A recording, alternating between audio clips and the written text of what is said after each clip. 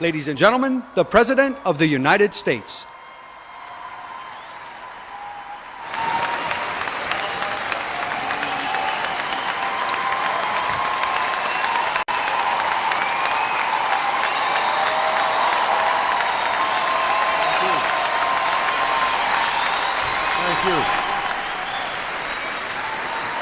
Thank you. Shukran.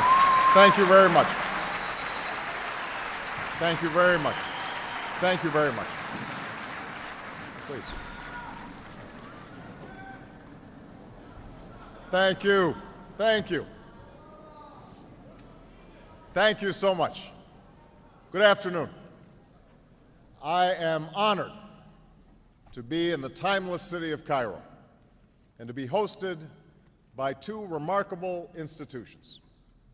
For over 1,000 years, Al-Azhar has stood as a beacon of Islamic learning. And for over a century, Cairo University has been a source of Egypt's advancement.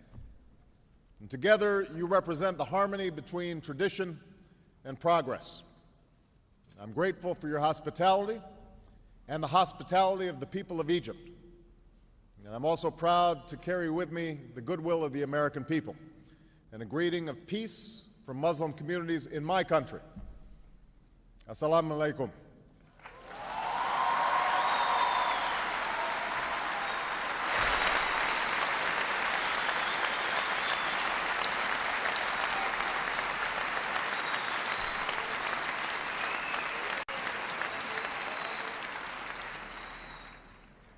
We meet at a time of great tension between the United States and Muslims around the world. Tension rooted in historical forces that go beyond any current policy debate. The relationship between Islam and the West includes centuries of coexistence and cooperation, but also conflict and religious wars. More recently, tension has been fed by colonialism that denied rights and opportunities to many Muslims, and a Cold War in which Muslim-majority countries were too often treated as proxies without regard to their own aspirations. Moreover, the sweeping change brought by modernity and globalization led many Muslims to view the West as hostile to the traditions of Islam. Violent extremists have exploited these tensions in a small but potent minority of Muslims. The attacks of September 11, 2001, and the continued efforts of these extremists to engage in violence against civilians has led some in my country to view Islam as inevitably hostile not only to America and Western countries, but also to human rights. All this has bred more fear and more mistrust. So long as our relationship is defined by our differences, we will empower those who sow hatred rather than peace, those who promote conflict rather than the cooperation that can help all of our people achieve justice and prosperity. And this cycle of suspicion and discord must end. I've come here to Cairo to seek a new beginning between the United States and Muslims around the world, one based on mutual interest and mutual respect, and one based upon the truth that America and Islam are not exclusive and need not be in competition. Instead, they overlap and share common principles of justice and progress, tolerance, and the dignity of all human beings. I do so recognizing that change cannot happen overnight. I know there's been a lot of publicity about this speech, but no single speech can eradicate years of mistrust, nor can I answer in the time that I have this afternoon all the complex questions that brought us to this point. But I am convinced that in order to move forward, we must say openly to each other the things we hold in our hearts and that too often are said only behind closed doors. There must be a sustained effort to listen to each other, to learn from each other, to respect one another, and to seek common ground. As the Holy Quran tells us, be conscious of God and speak always the truth.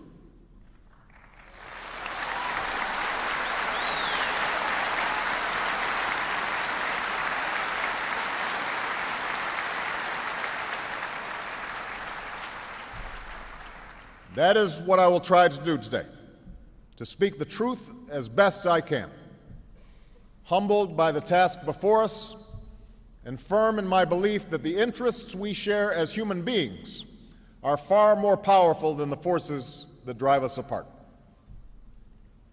Now, part of this conviction is rooted in my own experience. I'm a Christian, but my father came from a Kenyan family that includes generations of Muslims. As a boy, I spent several years in Indonesia and heard the call of the azan at the break of dawn and at the fall of dusk.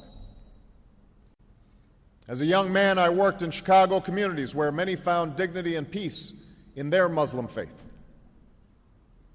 As a student of history, I also know civilization's debt to Islam. It was Islam at places like Uluzar that carried the light of learning through so many centuries, paving the way for Europe's Renaissance and Enlightenment. It was innovation in Muslim communities.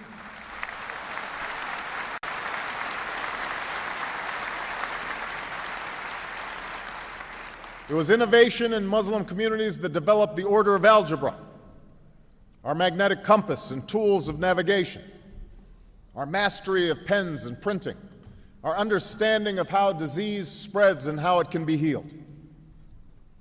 Islamic culture has given us majestic arches and soaring spires, timeless poetry and cherished music, elegant calligraphy, and places of peaceful contemplation. And throughout history, Islam has demonstrated through words and deeds the possibilities of religious tolerance and racial equality.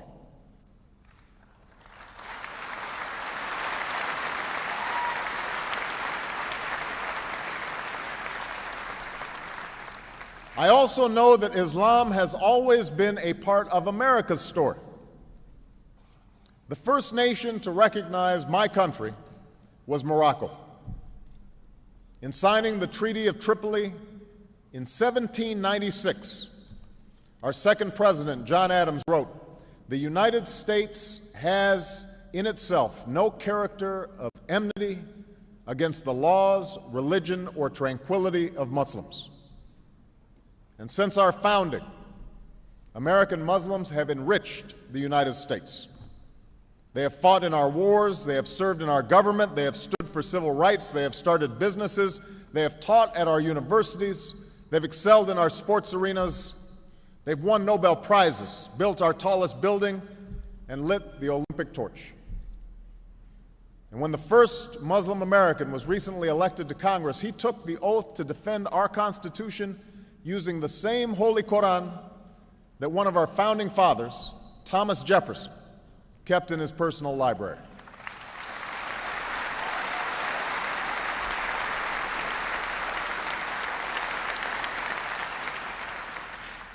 So I have known Islam on 3 continents before coming to the region where it was first revealed.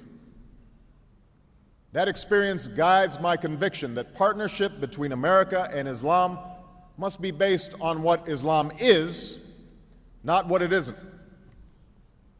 And I consider it part of my responsibility as President of the United States to fight against negative stereotypes of Islam wherever they appear.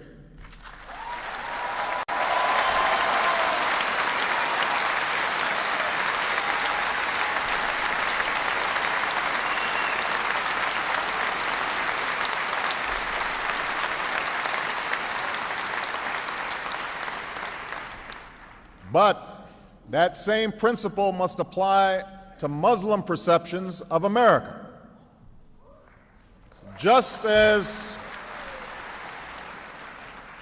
Just as Muslims do not fit a crude stereotype, America is not the crude stereotype of a self-interested empire. The United States has been one of the greatest sources of progress that the world has ever known. We were born out of revolution against an empire. We were founded upon the ideal that all are created equal. And we have shed blood and struggled for centuries to give meaning to those words, within our borders and around the world. We are shaped by every culture, drawn from every end of the earth, and dedicated to a simple concept: e pluribus unum, out of many, one. Now, much has been made of the fact that an African American with the name Barack Hussein Obama could be elected president.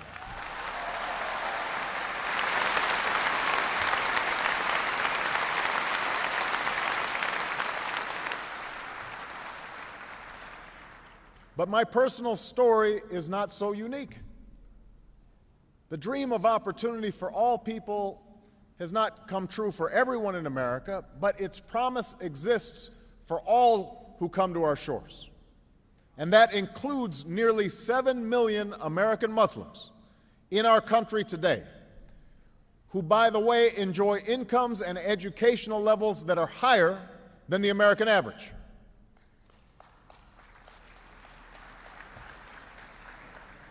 Moreover, freedom in America is indivisible from the freedom to practice one's religion. That is why there is a mosque in every state in our union and over 1,200 mosques within our borders. That's why the United States government has gone to court to protect the right of women and girls to wear the hijab and to punish those who would deny it. So let there be no doubt.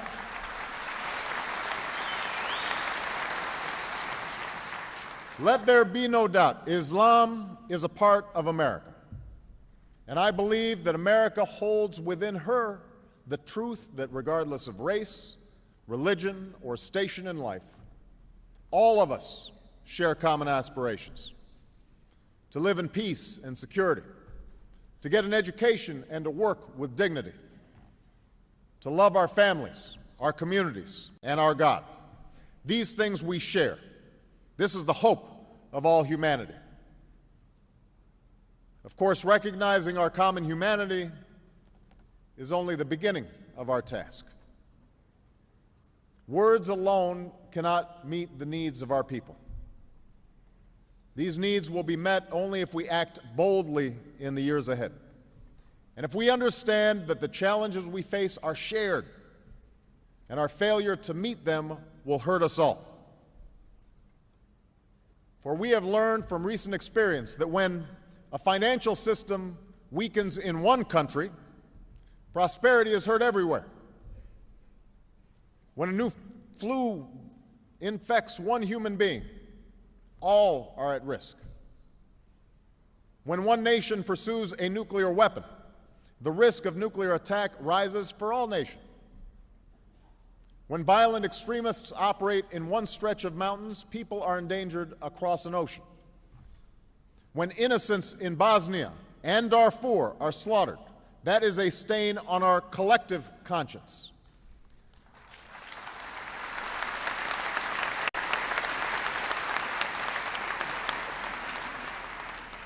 That is what it means to share this world in the 21st century. That is the responsibility we have to one another as human beings.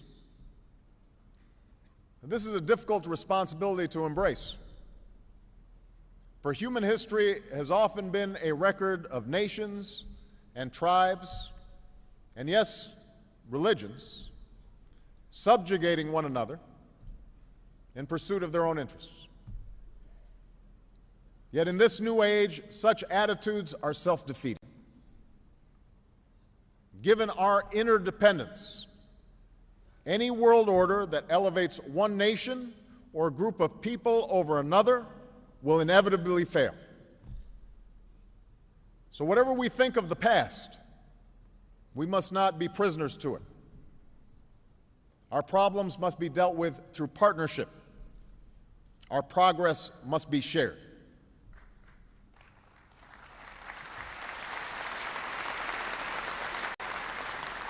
Now, that does not mean we should ignore sources of tension. Indeed, it suggests the opposite. We must face these tensions squarely. And so in that spirit, let me speak as clearly and as plainly as I can about some specific issues that I believe we must finally confront together. The first issue that we have to confront is violent extremism in all of its forms. In Ankara, I made clear that America is not and never will be at war with Islam.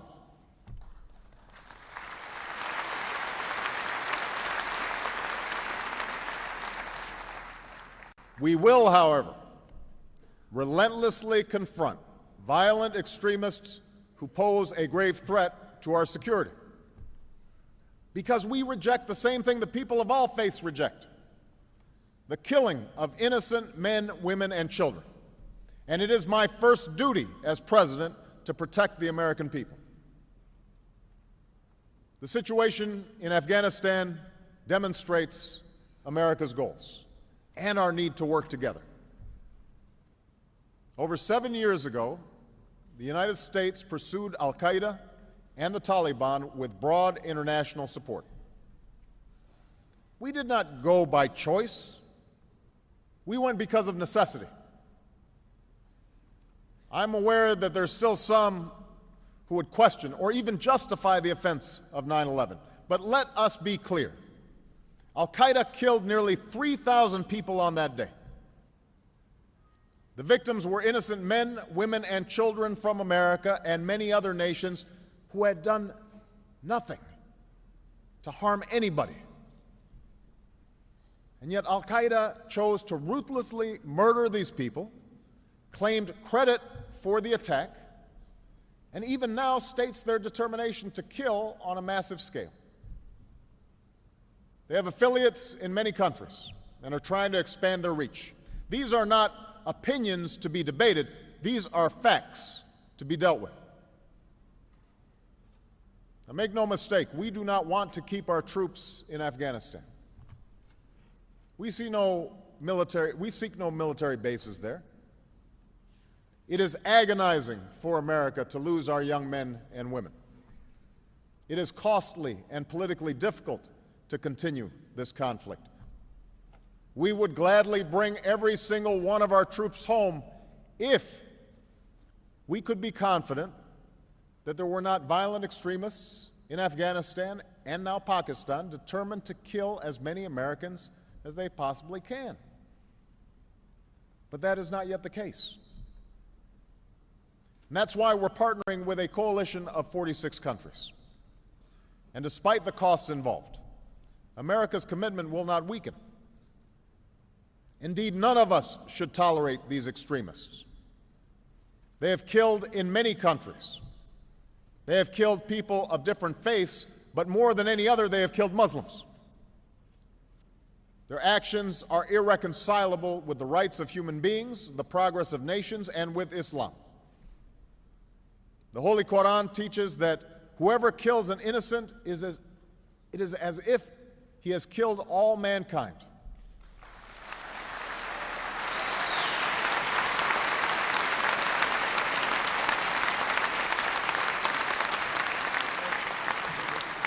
And the Holy Quran also says, whoever saves a person, it is as if he has saved all mankind.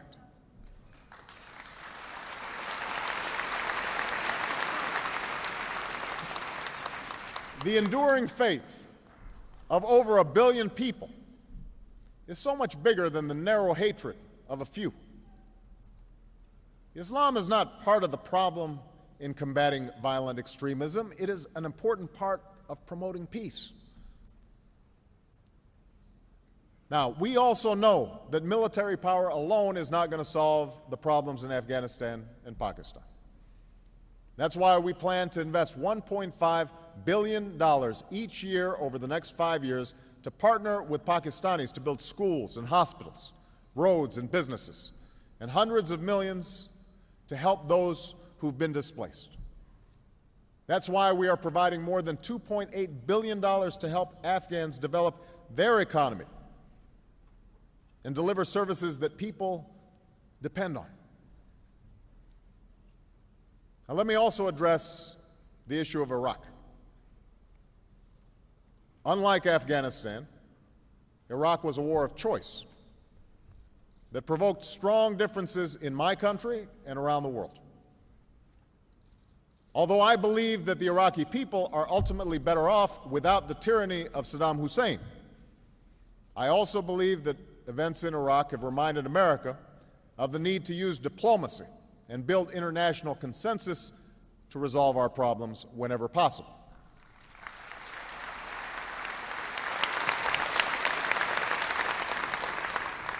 Indeed, we can recall the words of Thomas Jefferson, who said, "I hope that our wisdom will grow with our power and teach us that the less we use our power, the greater it will be." Today, America has a dual responsibility: to help Iraq forge a better future and to leave Iraq to Iraqis. And I have made it clear to the Iraqi people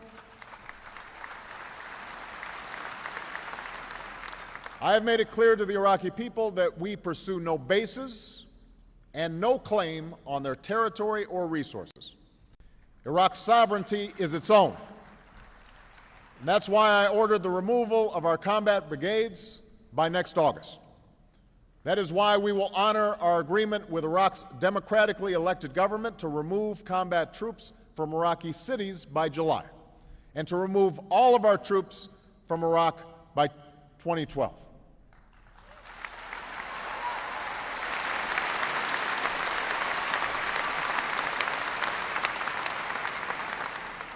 We will help Iraq train its security forces and develop its economy, but we will support a secure and united Iraq as a partner and never as a patron.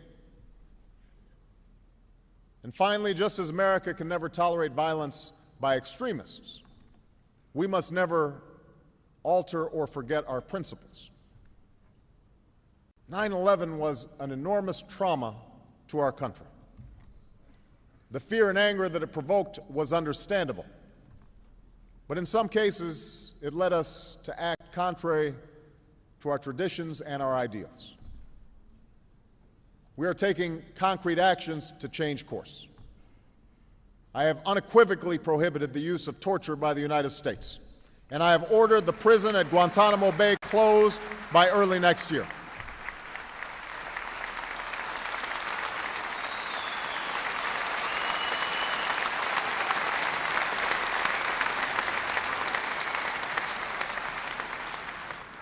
So America will defend itself, respectful of the sovereignty of nations and the rule of law. And we will do so in partnership with Muslim communities, which are also threatened.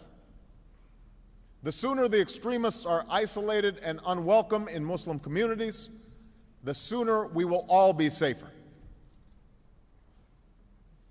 Now, the second major source of tension that we need to discuss is the situation between Israelis, Palestinians, and the Arab world. America's strong bonds with Israel are well known. This bond is unbreakable. It is based upon cultural and historical ties and the recognition that the aspiration for a Jewish homeland is rooted in a tragic history that cannot be denied.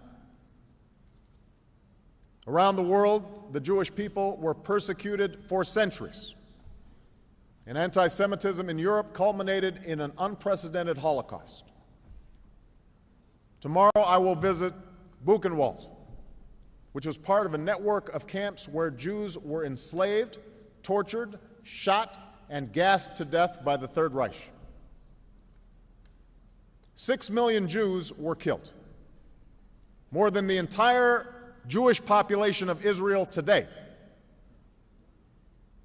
Denying that fact is baseless, it is ignorant, and it is hateful. Threatening Israel with destruction or repeating vile stereotypes about Jews is deeply wrong and only serves to evoke in the minds of Israelis this most painful of memories while preventing the peace that the people of this region deserve. On the other hand, it is also undeniable that the Palestinian people, Muslims and Christians, has suffered in pursuit of a homeland. For more than 60 years, they've endured the pain of dislocation. Many wait in refugee camps in the West Bank, Gaza, and neighboring lands for a life of peace and security that they have never been able to lead. They endure the daily humiliations, large and small, that come with occupation. So let there be no doubt, the situation for the Palestinian people is intolerable, and America will not turn our backs on the legitimate Palestinian aspiration for dignity, opportunity, and a state of their own.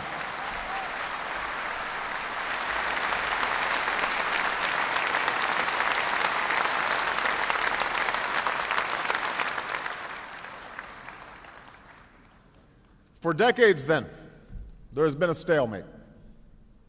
Two peoples with legitimate aspirations, each with a painful history that makes compromise elusive. It's easy to point fingers.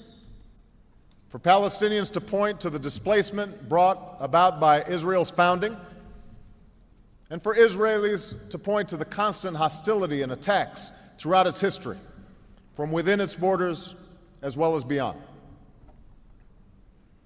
But if we see this conflict only from one side or the other, then we will be blind to the truth.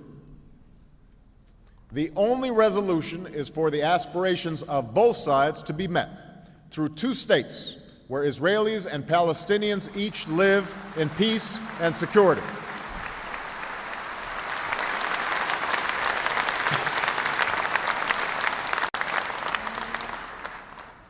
That is in Israel's interest, Palestine's interest, America's interest, and the world's interest.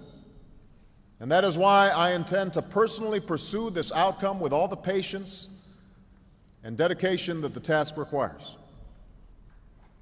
The obligations that the parties have agreed to under the roadmap are clear.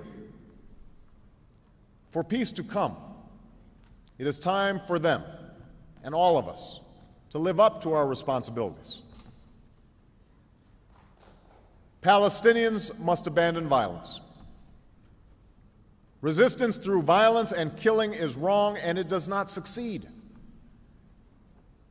For centuries, black people in America suffered the lash of the whip as slaves and the humiliation of segregation. But it was not violence that won full and equal rights. It was a peaceful and determined insistence upon the ideals at the center of America's founding. This same story can be told by people from South Africa to South Asia, from Eastern Europe to Indonesia. It's a story with a simple truth. Violence is a dead end. It is a sign neither of courage nor power to shoot rockets at sleeping children or to blow up old women on a bus. That's not how moral authority is claimed. That's how it is surrendered. Now is the time for Palestinians to focus on what they can build. The Palestinian Authority must develop its capacity to govern with institutions that serve the needs of its people. Hamas does have support among some Palestinians, but they also have to recognize they have responsibilities to play a role in fulfilling Palestinian aspirations, to unify the Palestinian people. Hamas must put an end to violence, recognize past agreements, recognize Israel's right to exist. At the same time, Israelis must acknowledge that just as Israel's right to exist cannot be denied, neither can Palestine's. The United States does not accept the legitimacy of continued Israeli settlements.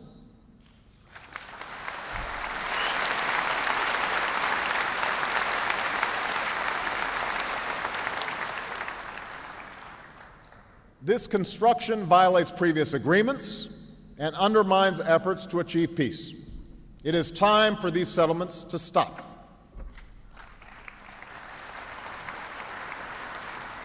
And Israel must also live up to its obligation to ensure that Palestinians can live and work and develop their society.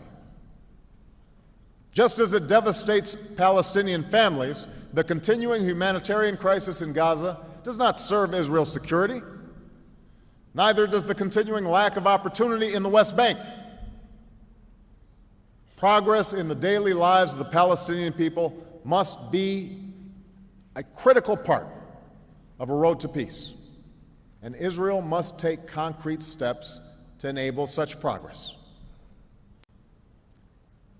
And finally, the Arab states must recognize that the Arab Peace Initiative was an important beginning, but not the end of their responsibilities.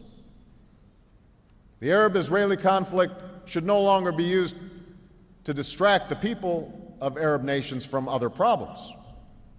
Instead, it must be a cause for action to help the Palestinian people develop the institutions that will sustain their state, to recognize Israel's legitimacy, and to choose progress over a self-defeating focus on the past. America will align our policies with those who pursue peace. And we will say in public what we say in private to Israelis and Palestinians and Arabs. We cannot impose peace, but privately, many Muslims recognize that Israel will not go away. Likewise, many Israelis recognize the need for a Palestinian state. It is time for us to act on what everyone knows to be true. Too many tears have been shed. Too much blood has been shed. All of us have a responsibility to work for the day when the mothers of Israelis and Palestinians can see their children grow up without fear. When the Holy Land of the three great faiths is the place of peace that God intended it to be. When Jerusalem is a secure and lasting home for Jews and Christians and Muslims, and a place for all of the children of Abraham to mingle peacefully together, as in the story of Israel.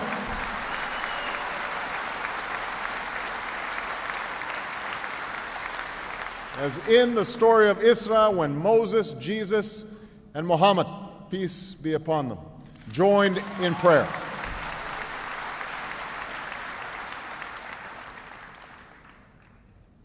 The third source of tension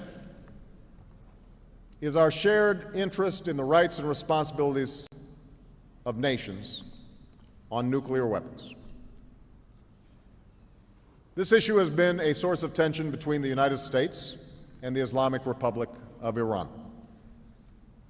For many years, Iran has defined itself in part by its opposition to my country. And there is, in fact, a tumultuous history between us. In the middle of the Cold War, the United States played a role in the overthrow of a democratically elected Iranian government. Since the Islamic Revolution, Iran has played a role in acts of hostage-taking and violence against U.S. troops and civilians. This history is well known. Rather than remain trapped in the past, I've made it clear to Iran's leaders and people that my country is prepared to move forward. The question now is not what Iran is against, but rather what future it wants to build. I recognize it will be hard to overcome decades of mistrust, but we will proceed with courage, rectitude, and resolve. There will be many issues to discuss between our two countries, and we are willing to move forward without preconditions on the basis of mutual respect. But it is clear to all concerned that when it comes to nuclear weapons, we have reached a decisive point. This is not simply about America's interests. It's about preventing a nuclear arms race in the Middle East that could lead this region and the world down a hugely dangerous path. Now, I understand those who protest that some countries have weapons that others do not. No single nation should pick and choose which nation holds nuclear weapons. And that's why I strongly reaffirmed America's commitment to seek a world in which no nations hold nuclear weapons.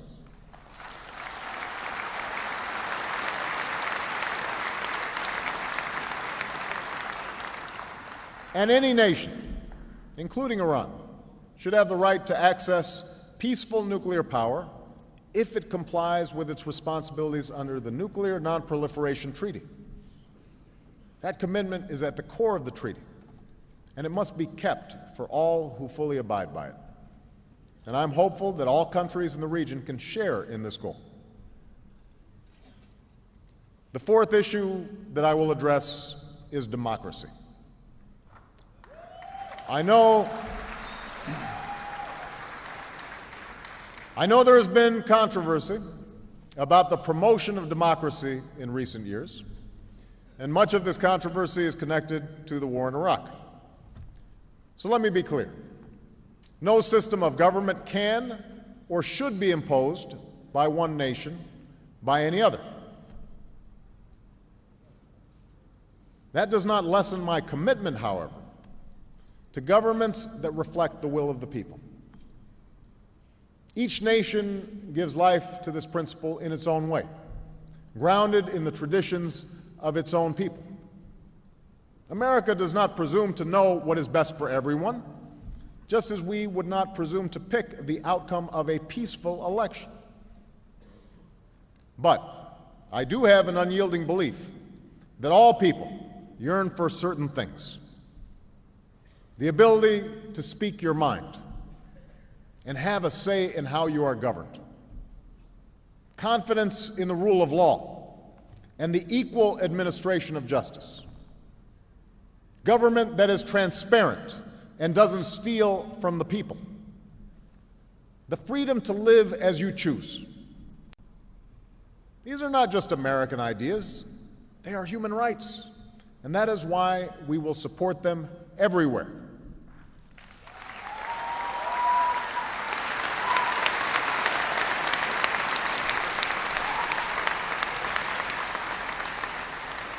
Now, there is no straight line to realize this promise, but this much is clear. Governments that protect these rights are ultimately more stable, successful, and secure. Suppressing ideas never succeeds in making them go away. America respects the right of all peaceful and law-abiding voices to be heard around the world, even if we disagree with them. And we will welcome all elected, peaceful governments, provided they govern with respect for all their people. This last point is important because there are some who advocate for democracy only when they're out of power. Once in power, they are ruthless in suppressing the rights of others.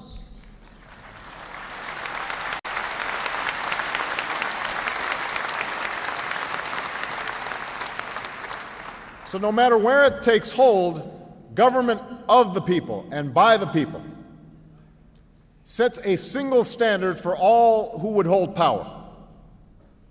You must maintain your power through consent, not coercion.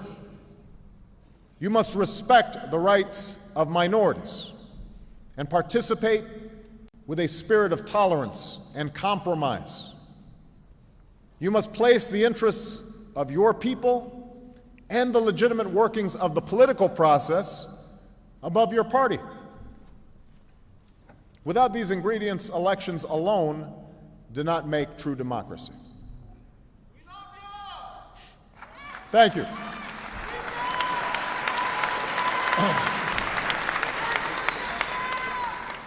The fifth issue that we must address together is religious freedom. Islam has a proud tradition of tolerance. We see it in the history of Andalusia and Cordoba during the Inquisition. I saw it firsthand as a child in Indonesia, where devout Christians worshiped freely in an overwhelmingly Muslim country. That is the spirit we need today. People in every country should be free to choose and live their faith based upon the persuasion of the mind and the heart and the soul. This tolerance is essential for religion to thrive, but it's being challenged in many different ways. Among some Muslims, there's a disturbing tendency to measure one's own faith by the rejection of somebody else's faith. The richness of religious diversity must be upheld, whether it is for Maronites in Lebanon or the Copts in Egypt.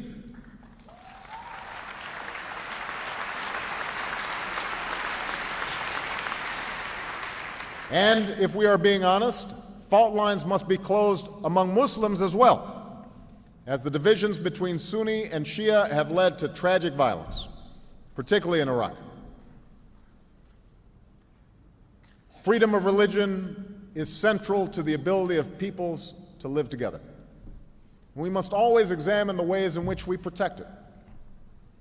For instance, in the United States, rules on charitable giving have made it harder for Muslims to fulfill their religious obligation. That's why I'm committed to working with American Muslims to ensure that they can fulfill zakat. Likewise, it is important for Western countries to avoid impeding Muslim citizens from practicing religion as they see fit. For instance, by dictating what clothes a Muslim woman should wear. We can't disguise hostility towards any religion behind the pretense of liberalism. In fact, faith should bring us together. And that's why we're forging service projects in America that bring together Christians, Muslims, and Jews. That's why we welcome efforts like Saudi Arabian King Abdullah's interfaith dialogue and Turkey's leadership in the Alliance of Civilizations. Around the world, we can turn dialogue into interfaith service, so bridges between peoples lead to action, whether it is combating malaria in Africa or providing relief after a natural disaster.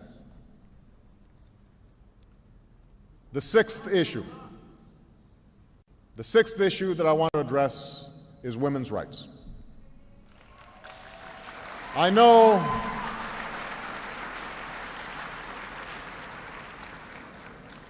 and you can tell from this audience that there is a healthy debate about this issue.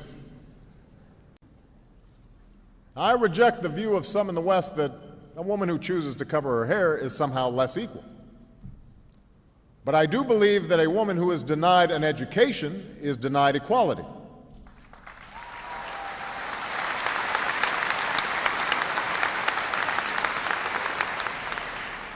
And it is no coincidence that countries where women are well educated are far more likely to be prosperous.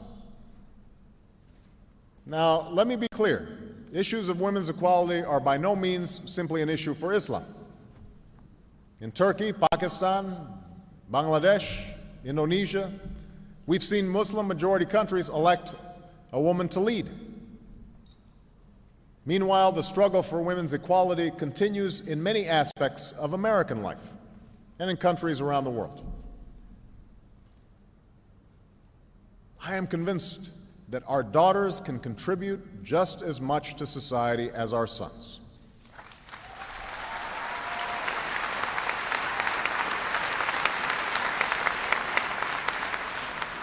Our common prosperity will be advanced by allowing all humanity, men and women, to reach their full potential. I do not believe that women must make the same choices as men in order to be equal. And I respect those women who choose to live their lives in traditional roles. But it should be their choice. And that is why the United States will partner with any Muslim-majority country to support expanded literacy for girls and to help young women pursue employment through microfinancing that helps people live their dreams.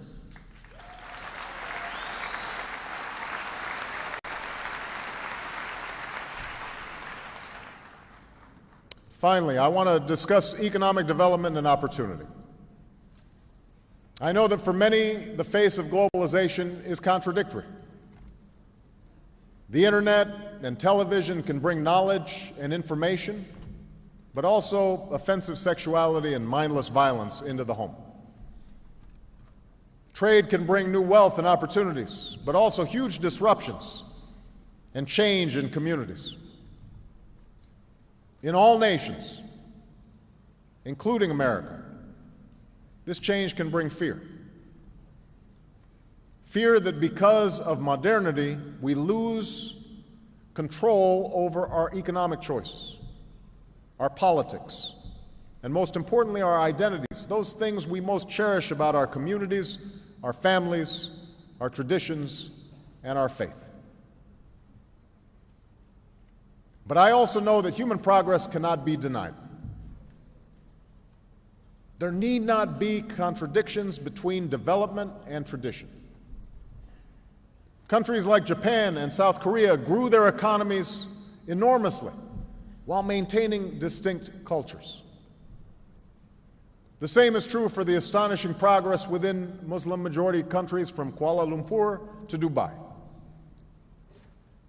In ancient times and in our times, Muslim communities have been at the forefront of innovation and education.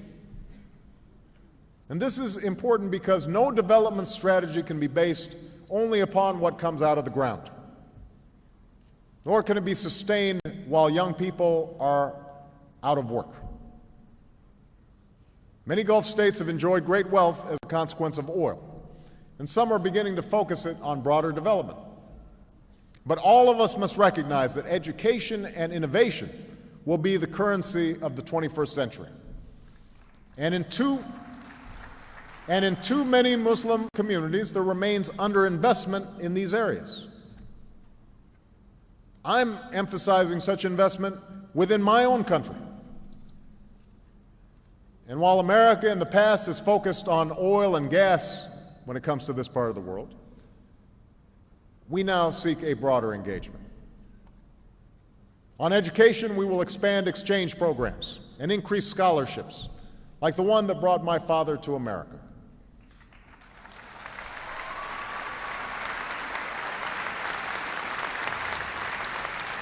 At the same time, we will encourage more Americans to study in Muslim communities.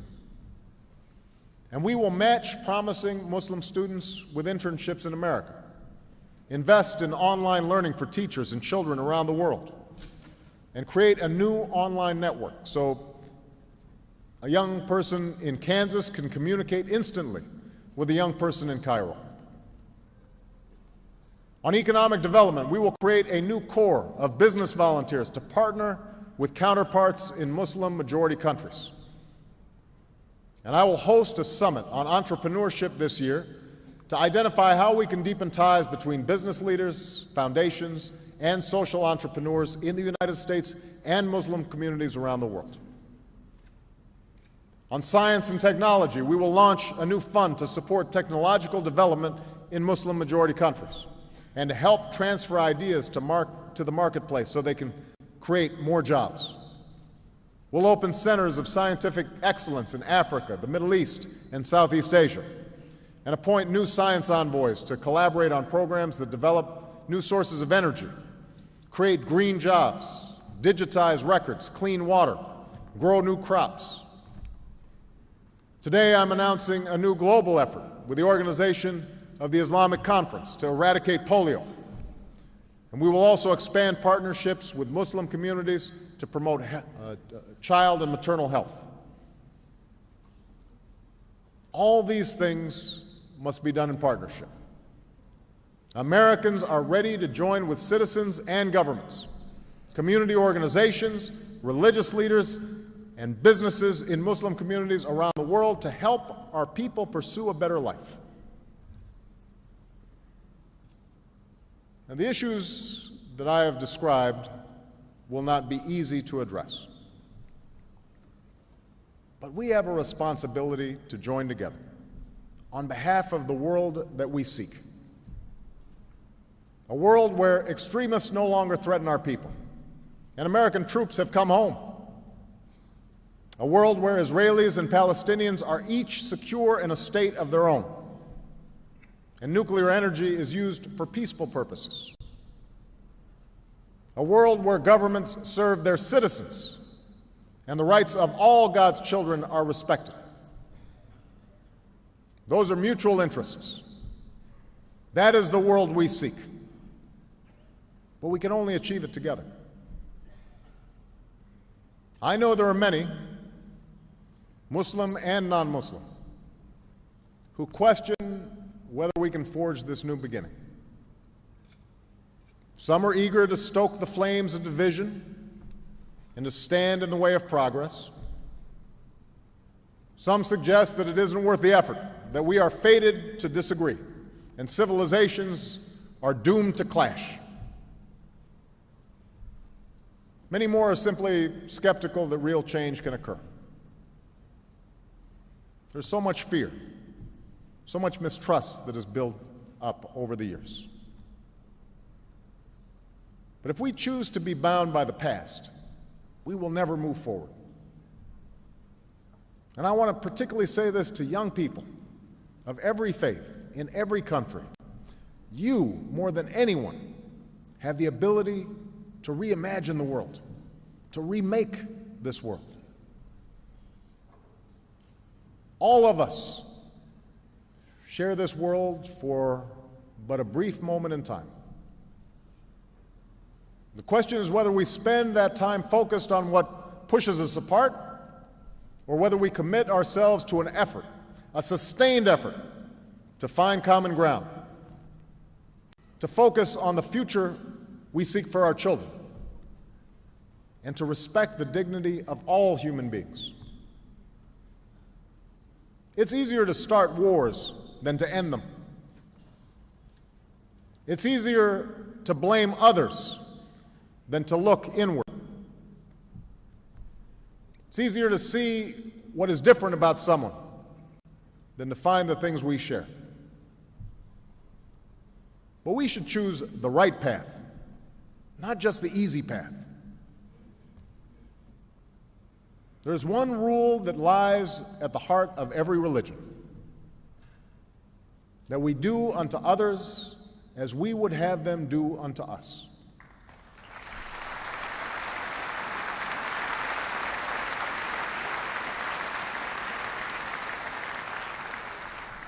This truth transcends nations and peoples. A belief that isn't new, that isn't black or white or brown, that isn't Christian or Muslim or Jew. It's a belief that pulsed in the cradle of civilization and that still beats in the hearts of billions around the world. It's a faith in other people, and it's what brought me here today.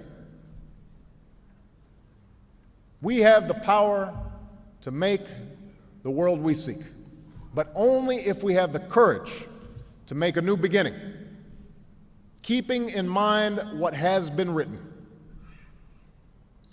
The Holy Quran tells us, "O mankind, we have created you, male and a female, and we have made you into nations and tribes, so that you may know one another." The Talmud tells us the whole of the Torah is for the purpose of promoting peace. The Holy Bible tells us, "Blessed are the peacemakers, for they shall be called sons of God."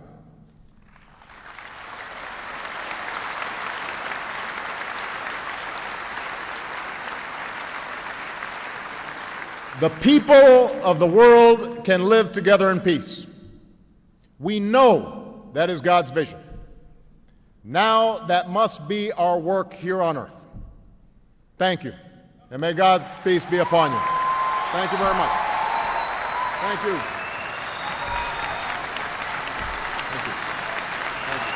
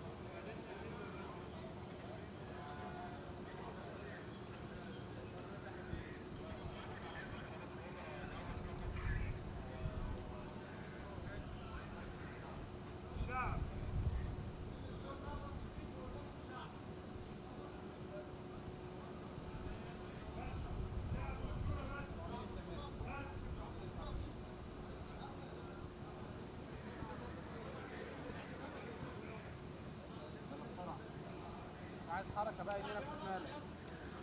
نصف مظبوط.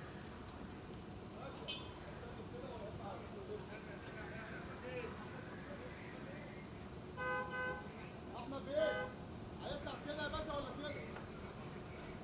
كده ولا كده؟ كده؟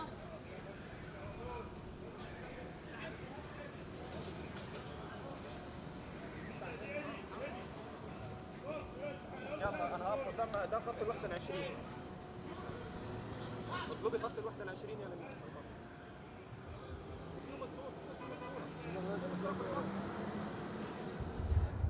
بص يا لميس، هتسمعوني